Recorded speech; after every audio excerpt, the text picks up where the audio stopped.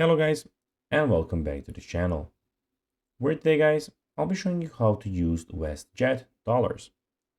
So guys, the first thing that you of course need to do is go to westjet.com and you'll be greeted by a screen like this. Now, after that, you just need to go and log into your profile or register if you already do not have one. But now guys, let's see what you actually have in front of us here firstly. So we can see that we have flights, vacations, offers, everything. You book a flight here where you can go and book it.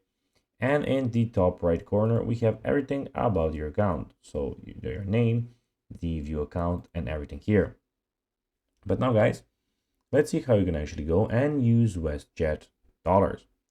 So guys, the first thing that you of course need to do is go and search for and select your flights. So here in the book flight section, as you can see where we have a lot of flights, you can firstly go and check out your flight. Then continue to the payment step.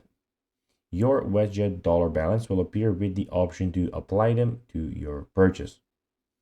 Firstly, you have to of course go and choose the quantity of Westjet dollars you want to apply and pay for any remaining balance with your credit card.